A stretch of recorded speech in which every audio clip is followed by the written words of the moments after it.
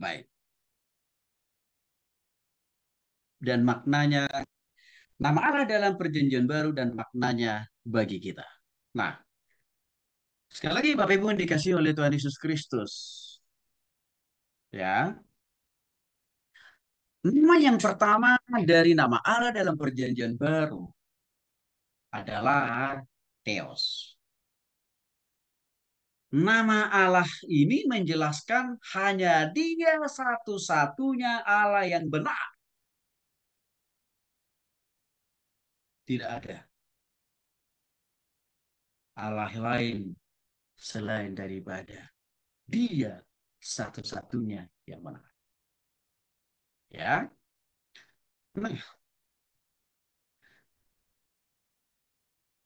nama Theos dibagi dua. Yang pertama Theos, artinya Allah. Atau dalam pengertian lain, ilah. Jadi, Theos secara umum menunjukkan kepada satu Allah yang benar. Walaupun Bapak Ibu dikasih oleh Tuhan Kristus, nama ini juga kadang-kadang dipakai untuk menjelaskan tentang ilah-ilah orang kafir. Dewa-dewa atau dewa-dewa orang kafir yang belum percaya kepada Allah yang benar yang kita sembah dalam nama Bapa dan Roh Kudus. Kadang-kadang dipakai juga kata Theos sebagai sebutan dari nama Allah mereka. Nah, dalam konteks tertentu, Theos juga menunjukkan kepada Kristus. Itu tercatat dalam Yohanes pasal 20 ayat 28. Waktu Tuhan Yesus bangkit dari kematian, lalu dia menampakkan diri kepada Thomas. Ya, yang pada waktu itu Thomas mengatakan, "Ya Tuhanku dan Allahku." Ini adalah ya arti dari kata Theos. Ya Tuhanku dan Allah. Hal ini juga sebenarnya terkonfirmasi di Titus pasal 2:13. Yang isinya, dengan menantikan penggenapan pengharapan kita yang penuh bahagia dan penyataan kemuliaan Allah yang maha besar dan juru selamat kita, Yesus Kristus. Ya, dikatakan di sini, Allah yang maha besar dan juru selamat kita, Yesus Kristus. Yang mana ayat ini mengarah kepada yang namanya Theos, yaitu tadi satu-satunya Allah yang benar. Satu-satunya Tuhan dan Juru Selamat yang benar. Nah, menurut Rerie, dia banyak menulis buku teologi sistematika. Mungkin ada di antara Bapak Ibu yang sudah pernah melihat bukunya atau memiliki bukunya. Pemakaian kata Theos memiliki kebenaran penting.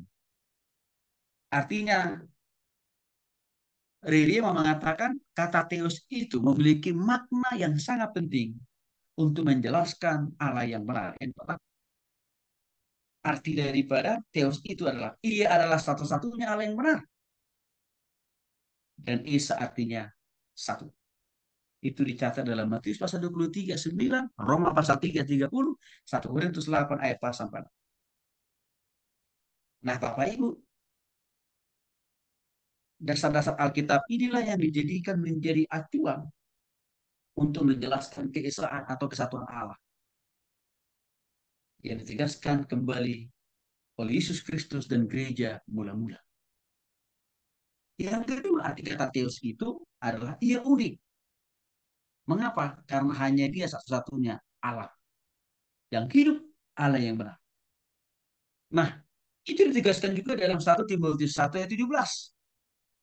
Yang mana arti dari 1 Timotius 1:17, satu-satunya Allah yang benar.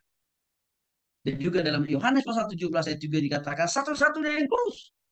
Perhatikan bagus, selalu pakai satu-satunya. Berarti nggak ada duanya, nggak ada tiganya. Satu-satunya. Allah yang benar. Allah yang kudus. Dan juga dalam Wahyu pasal 15 ayat 4. Satu-satunya yang bijaksana. Oh, pasal 16 ayat 27. Oleh sebab itu orang percaya tidak dapat memiliki yang lain selain daripada yang benar dan desa itu. Semua ayat ini menjelaskan arti daripada Allah yang benar. Satu-satunya. Ya, yang benar, kudus, bijaksana, dan juga tidak ada Allah-Allah lain yang benar selain daripada Dia sendiri. Yang ketiga, ya, Ia melebihi segala-galanya, transenden. Artinya Allah yang benar itu, ya, Dia pencipta, Dia pemelihara, dan juga yang berotoritas mutlak atas segenap alam semesta dan perancang segala zaman, segala masa. Itu arti ketiga dari arti kata Theos. Yang intinya adalah tidak ada Allah yang benar selain daripada dirinya sendiri. Atau yang kedua, di dunia ini, di bumi ini, hanya cuma ada satu Allah yang benar. Siapa? Allah yang kita sembah dengan tiga nama, Bapa, Putra, dan Roh Kudus. Pertanyaannya, lalu bagaimana dengan Allah agama-agama orang lain? Alkitab kita mengatakan, Allah yang benar itu hanya ada di dalam Alkitab. Di luar itu ada. Jadi artinya apa? Allah yang diklaim oleh agama-agama lain, yaitu klaim mereka. Itu klaim mereka. Tapi itu tidak diakui dalam Alkitab kita sebagai Allah yang benar. Allah yang benar cuma satu. Allah yang kita sembah di dalam nama Bapa, Putra, dan Roh Kudus. Yang keempat, arti dari Theos itu adalah ialah juru selamat. Itu terkonfirmasi dari 1 Timotius 1 ayat 1. Dan juga, ya, dalam 2 Timotius 3. Dan bahkan juga dalam Titus 1 ayat 3, Titus 2 ayat 13, dan Titus 3 ayat 4.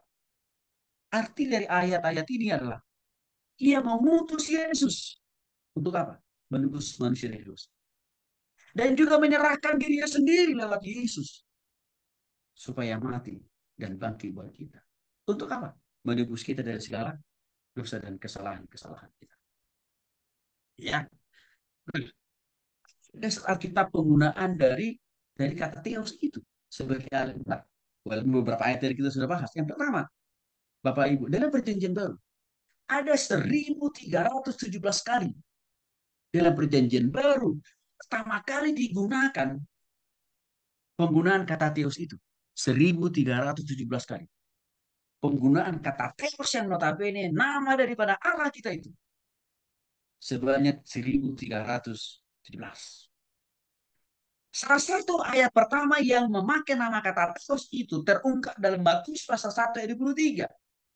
Sesungguhnya anak darah itu akan mengandung dan melahirkan seorang anak laki-laki dan mereka akan menamakan dia Immanuel. Allah menyertai kita atau Allah selalu bersama kita di dalam setiap ruang waktu, tempat, masalah, pergumulan apapun dalam hidup ini. Disinilah muncul pertama kali penggunaan kata Theos. Kata Theos itu juga paling akhir disebut dalam Wahyu pasal 22 ayat 19 yang mengatakan, dan jika seorang mengurangkan sesuatu dari perkataan-perkataan dari kitab nubuat ini, maka Allah akan mengambil bagiannya dari pohon kehidupan dan dari kota kubur seperti yang tertulis dalam kitab ini. Apa artinya ayat ini? Mau menunjukkan bagaimana penggunaan nama Theos itu dalam perjanjian baru sungguh benar. Sungguh Alkitabiah. Sungguh bahwa itu nama Allah kita. Maka tidak boleh dihapus nama Theos itu. Tidak boleh dihilangkan nama Theos itu. Tidak boleh ditolak nama Theos itu sebagai nama Allah. Tidak boleh ditolak. Karena itu semua tercatat sebanyak 1317 dalam kitab perjanjian baru. Ya. Implikasi praktis dan maknanya nama Theos ini kepada kita di zaman ini. Satu, karena Kristus adalah Allah, maka harus semakin mempertuki keyakinan kita. Karena Kristus adalah Tuhan atau Allah sendiri atau Theos itu sendiri. Maka harus semakin mempertuki iman dan keyakinan kita. Bahwa dia adalah Allah yang satu-satunya yang benar. Dan dia juga satu-satunya yang bisa memberikan pengampunan dosa, jaminan keselamatan dan penyertaan buat kita di dunia ini. Apalagi di surga. Hanya cuma dia. Jika untuk itu kita harus total. Orang yang menolak Yesus itu Tuhan. Orang yang menolak Yesus itu juru selamat harus kita tolak itu. Karena ajaran itu tidak ada dalam Alkitab. Yesus itu sungguh-sungguh menakutkan. Ya. Yang kedua, Eos menunjukkan kepada Allah yang esa dan benar. Satu, juga benar. Sehingga apa? Kita tidak boleh menyembah patung, berhala-berhala lainnya. Apalagi simbolis, nggak boleh. Penyembahan kita, pujian kita hanya untuk dia.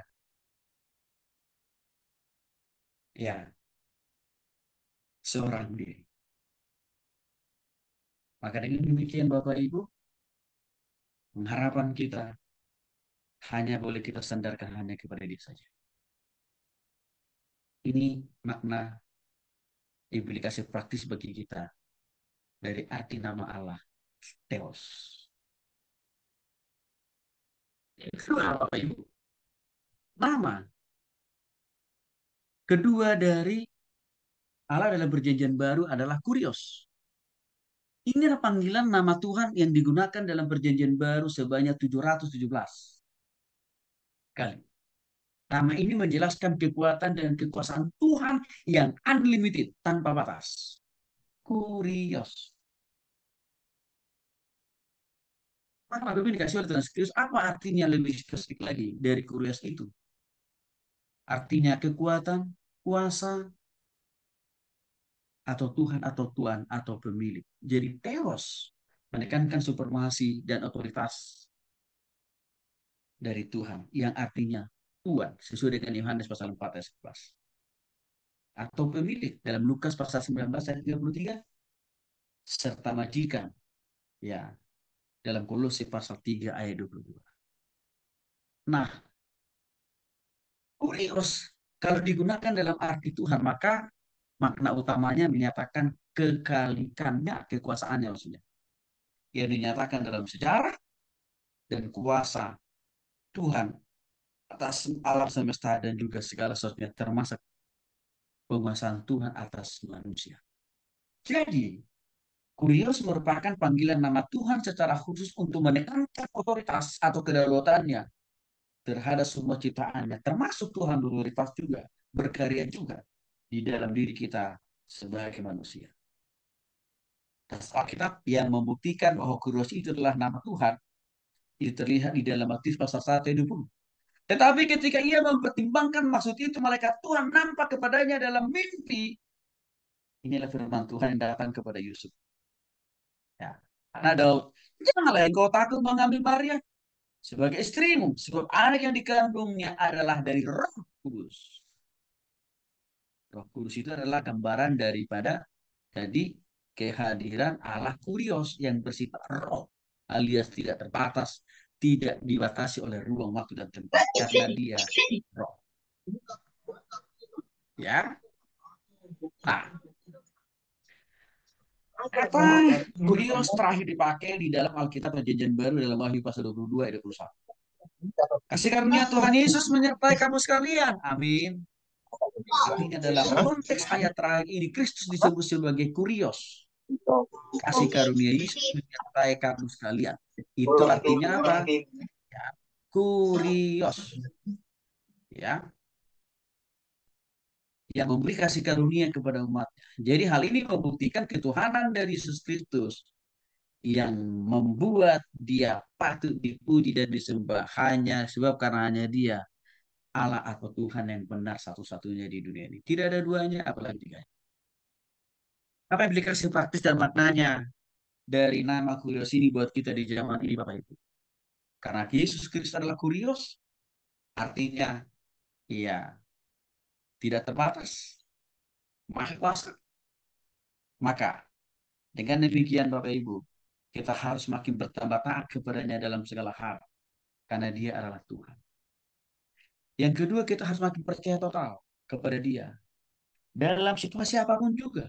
Karena kasih kuasanya tidak terbatas. Menolong kita, memampukan, menguatkan, menghibur kita dalam kesukaran, dalam kesulitan apapun juga.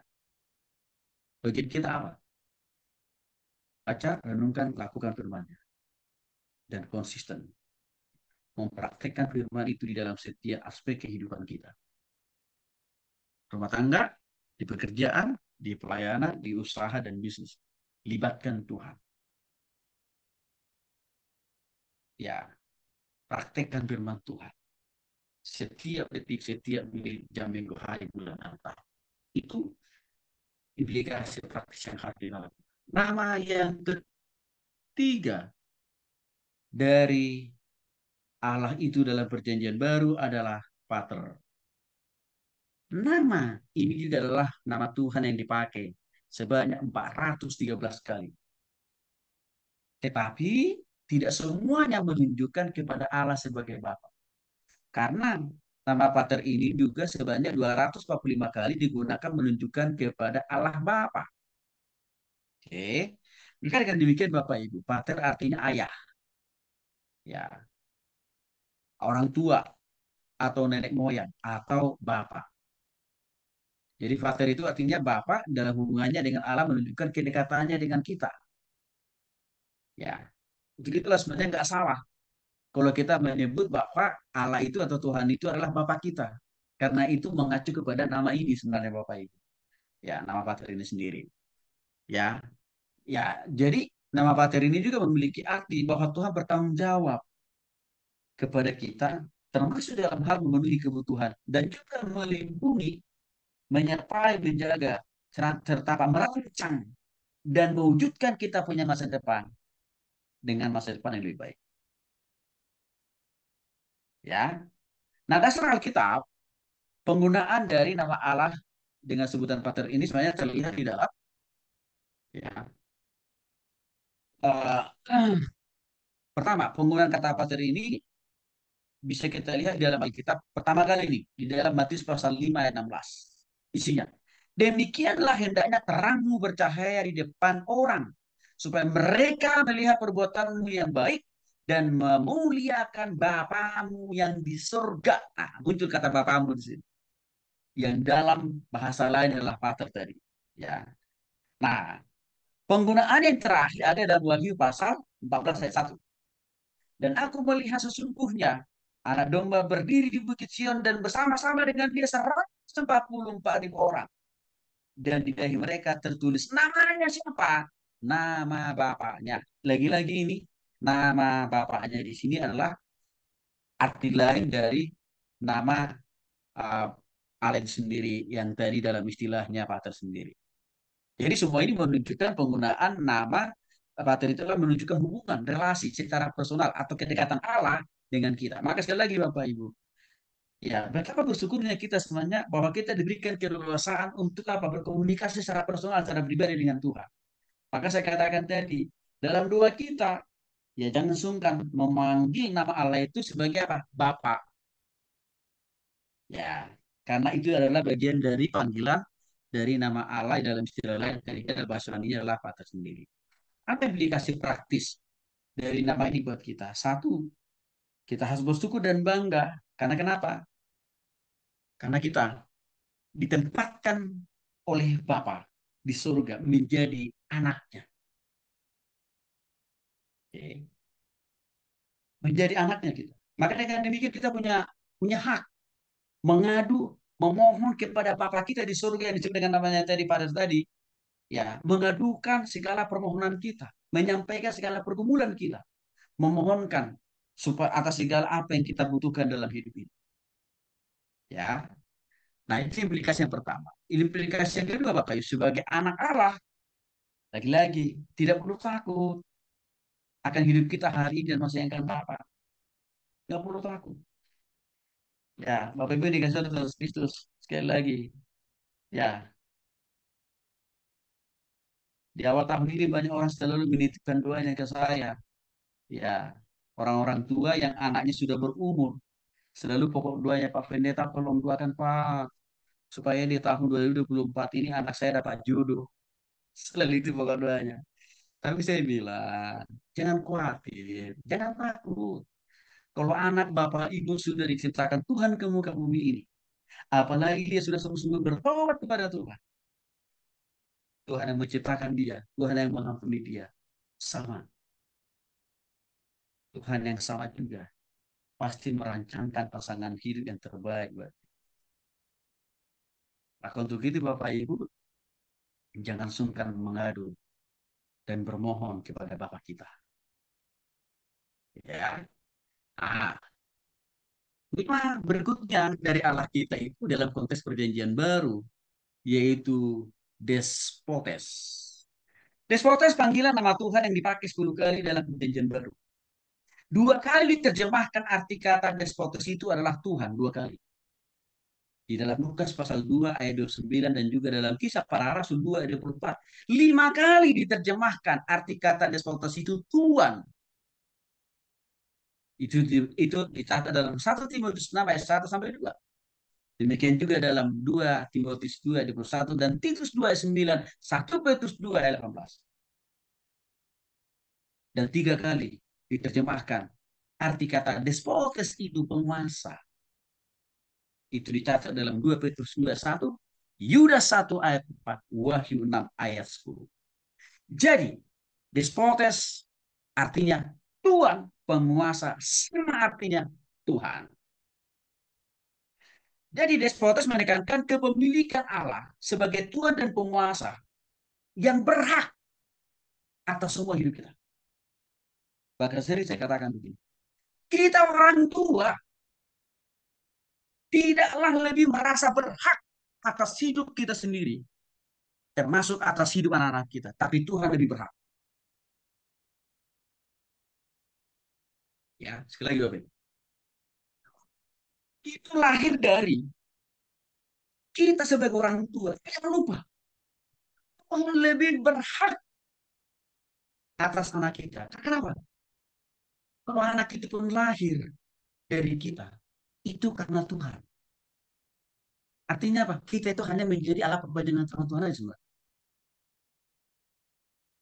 Makanya kan demikian. Hidup kita dan anak kita, Tuhan yang menjadi pemilik tunggalnya.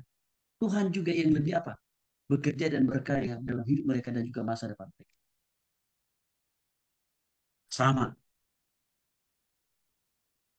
Tuhan juga lebih memiliki total atas kehidupan, usaha, pekerjaan, bisnis, dan juga pelayanan kita. Bukan kita.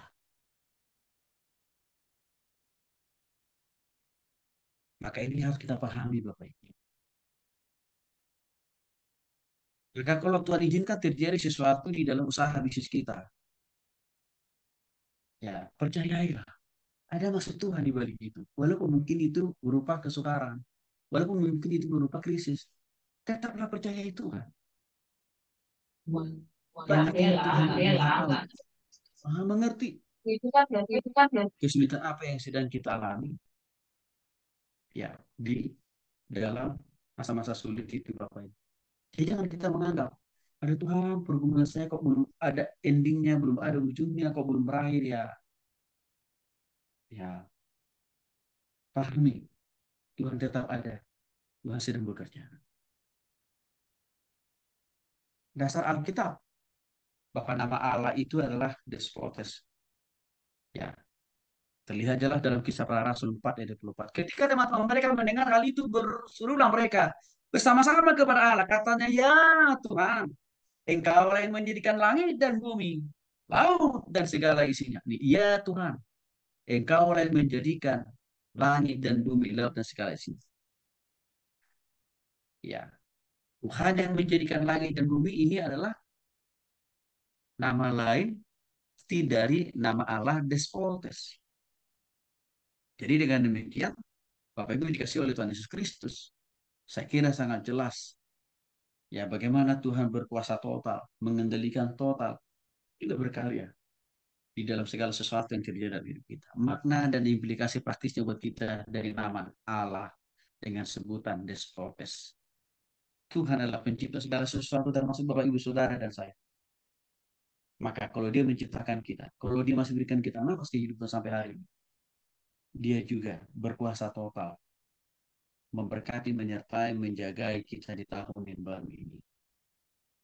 Sama, Tuhan yang sama juga berkuasa total di dalam kehidupan usaha, pekerjaan, dan bisnis kita. Itu harus kita percayai.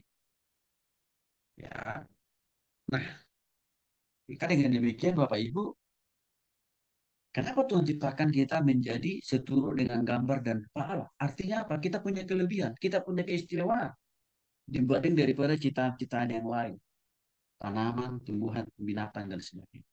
Dengan kita diciptakan lebih istimewa, seturut dengan gambar dan rupa Allah, itu kan itu sudah menunjukkan sebenarnya, ya, bahwa penyertaan Tuhan, pemeliharaan Tuhan, penjagaan Tuhan bagi kita itu selalu lebih, lebih, lebih, Bapak Ibu.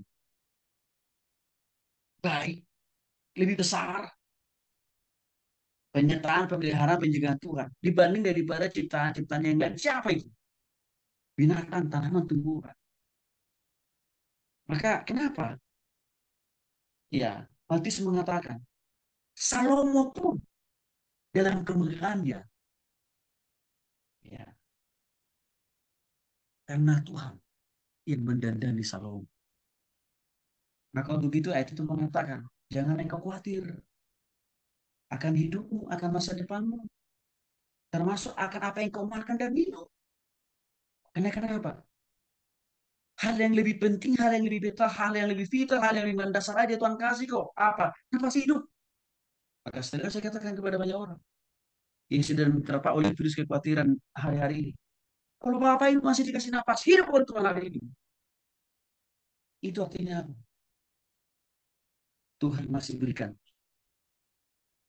berkatnya buat kita. Maka jangan hidup, jangan dikuasai oleh kekhawatiran. Karena kekhawatiran itu datangnya dari si iblis, Bapak. Dari nama Allah kita, itu nama yang kelima, Lesos. Lesos, panggilan nama Yesus, artinya Tuhan. Nama Lesos menunjuk kepada nama 5 orang. Satu, nama Lesos itu adalah Yosua. Dicatat dalam kisah para rasul 7:45. Yang kedua, di nama Lesos itu juga adalah Yesua. Siapa ini? Anak Eliezer. Yang ketiga, arti nama Lesos itu adalah Yesus Barabas. Ini bukan Yesus, bukan. Yesus Barabas, saudara Yesus. Dicatat dalam Matius 27:16. Nama yang berikutnya, yang keempat, arti nama Lesos itu adalah Yesus yang dinamai Justus. Ya. Dan nama yang terakhir yang kelima, Lesos itu adalah nama Yesus Kristus sebagai Tuhan dan Juru Selamat kita. Dicatat dalam Matius pasal 1 ayat 1. Dari 917 kali digunakan dalam perjanjian baru, ya, arti kata Yesus itu adalah Yesus Kristus, Bapak Ibu. Digunakan dalam perjanjian baru sebanyak 917 kali.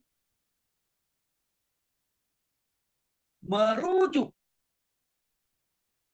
atau menunjukkan bahwa arti Lesos itu adalah Yesus Kristus. Lebih kurang 900 kali. Jadi artinya apa? Nama Lesos itu sangat dominan. Menunjukkan nama Yesus Kristus sendiri. Sebanyak 900 kali. Hanya 17 kali saja. Arti nama Lesos itu bukan Yesus Kristus, tapi bisa saja Yosua, bisa saja Yesua, anak Eliezer, dan juga Yesus Barabas, dan Yesus yang dinamai Justus. Hanya 17 kali. Tapi 900 nama Lesos itu adalah menunjukkan nama Yesus Kristus. Nah, saya berharap Bapak Ibu bisa paham. Ya, karena kadang-kadang jemaat bisa nanya, kok di perjanjian baru ada nama Yosua, tapi kok kesannya sepertinya bukan ke Yesus. Kok ada namanya Yesus Barabas? Ini Yesus yang mana? Saya harap Bapak Ibu bisa boleh jawab mulai malam hari. Ya, jadi Bapak Ibu dikasih oleh Yesus Kristus. Lesos artinya Yesus. Atau sama juga dengan Yosua. Ya, Bukan Yosua yang memimpin bangsa Israel dari Mesir menuju Kanan, bukan. Ya.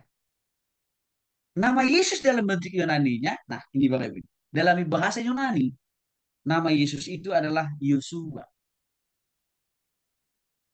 Ya. Yang artinya tadi adalah Yesus. Jadi Yahweh adalah juru selamat untuk menyelamatkan manusia dari dosa. Maka dengan demikian Bapak Ibu yang dikasih oleh Kristus, dasar Alkitab yang membuktikan Lesos itu adalah Yesus Kristus. Pertama kali ini terlihat di Matius pasal 1 ayat 1. Inilah silsilah Yesus Kristus. Anak Daud, anak Abraham, turunannya kan begitu. Ayat ini mau menjelaskan tentang ya hierarki asal muasal ya dari Lesos itu atau Yesus Kristus itu dimulai dari anak Daud, anak Abraham dan seterusnya. Lalu diakhiri di dalam Wahyu pasal 22 ayat 21 yang berkata, kasih karunia Tuhan Yesus menyertai kamu sekalian. Yesus menyertai kamu. Artinya apa Bapak Ibu? Nama Lesos atau Yesus Kristus itu sudah dicatat dan dipakai dipergunakan dalam perjanjian lama, di perjanjian baru, dan itu dibuktikan dari Matius pasal 1 ayat 1 dan juga dibuktikan lagi oleh Wahyu pasal 2 ayat 21. Maka tidak boleh ada orang menolak bahwa Yesus itu bukan Tuhan. Implikasi praktis buat kita dan maknanya. Karena Yesus Kristus juru selamat manusia, maka kita harus sungguh-sungguh bertobat total kepada Dia dan menerima Dia sebagai Tuhan dan juru selamat buat kita. Karena Yohanes pasal 3:16, karena begitu besar kasih Allah akan dunia ini, sehingga Ia telah mengaruniakan anaknya yang tunggal yang satu, supaya setiap orang yang percaya kepadanya tidak binasa, melainkan beroleh hidup yang kekal. Jadi ini semakin meyakinkan kita bahwa Yesus itu adalah Tuhan satu-satunya dan dialah Tuhan yang benar satu-satunya. Maka untuk itu kita diminta memuliakan Tuhan di hati, di pikiran, perasaan, tindakan, dan perbuatan dimanapun dalam situasi apapun. Artinya apa? Kita harus menghargai pengorbanan Yesus Kristus. Nama Yesus yang keenam dalam perjanjian baru disebut dengan panggilan Kristus. Kristus, nama Yesus dalam perjanjian baru dipakai 529 kali. 529 kali di perjanjian baru. Semua nama itu yang sebanyak nama Kristus tadi sebanyak 509 kali menunjukkan kepada nama Tuhan Yesus yang kalau kita terjemahkan menjadi Mesias. Nah, Bapak Ibu, arti Kristus secara lebih detail adalah Kristus atau Mesias. Jadi, dia yang telah diurapi, itu arti kata Mesias. Maka makna kata Kristus merupakan terjemahan dalam bahasa Yunani. Ya, dan juga Ibrani dan bahasa Arab. Yang artinya adalah Mesias. Dan dengan demikian, Kristus adalah nama Tuhan Yesus, sedangkan Mesias adalah sebutan penghormatan kepada Yesus. Nah, kalau kita mau tarik kesimpulan, jadi Kristus merupakan nama yang merujuk kepada Yesus, Kristus yang diurapi untuk menyelamatkan manusia yang berdosa. Ya, Kristus merupakan nama yang menunjuk kepada Yesus Kristus yang diurapi untuk menyelamatkan manusia yang berdosa. Nah, dasar kita menunjukkan bahwa Kristus itu artinya adalah Yesus Kristus. Ya, sebagai Mesias, ini terlihat dalam Matius pasal 1 ayat 1. Sekali lagi, inilah silsilah Yesus Kristus, anak Daud, anak Abraham dan lain sebagainya. Nah, juga di ayat yang lain diterjemahkan juga dalam Matius pasal 2 ayat 4. Maka dikumpulkannya semua imam kepala dan ahli Taurat bangsa Yahudi. Lalu dimintanya lah keterangan dari mereka di mana Mesias akan dilahirkan. Membuktikan Mesias di sini adalah tidak lain tidak bukan Yesus Kristus. Jadi di Matius pasal 1 dijelaskan latar belakang awal muasal bagaimana asal muasal daripada Yesus itu anak Daud anak Abraham. Lalu ya diterjemahkan lagi lebih lengkap lebih jelas ya tentang Yesus Kristus itu dalam Matius pasal 2 4 bahwa dia adalah Mesias. Nah, kata diurapi ini juga terlihat di dalam Kisah Para Rasul 4 ayat 6 yang diurapinya, ya. Dan juga dalam Roma pasal 16 ayat 17, ya, yang diurapi. Nah, kalau dalam Roma pasal 16 ayat 17, maka diterjemahkanlah yang diurapi itu siapa, yaitu tanda kutip Kristen. Arti kata Kristen di sini adalah Kristus, ya, Kristus maksudnya. Maka saya katakan di minggu yang lalu, Bapak Ibu, ya, eh, kita harus bisa membedakan, ya, agama Kristen dengan orang Kristen. Ya, orang Kristen artinya apa? Kristus telah diurapi, telah tinggal di dalam hati dan pikiran kita waktu kita sungguh-sungguh bertobat terima Yesus.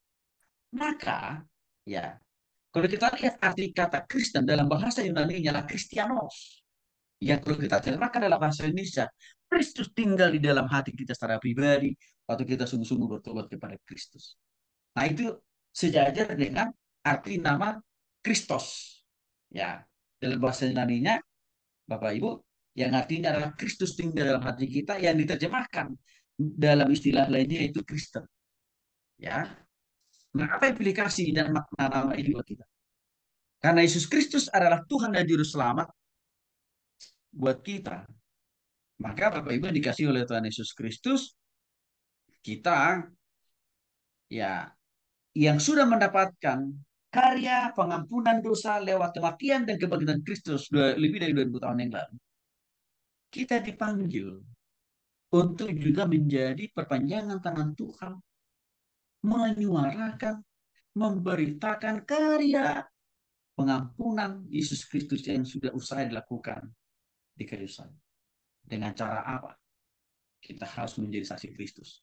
Kita harus menjadi pemberita firman dalam situasi dan keadaan apapun. Di keluarga, di pekerjaan, kita harus menjadi garam. Dan itulah arti keenam dari nama Allah kita, yaitu Tuhan Yesus Kristus. Tuhan Yesus memberkati.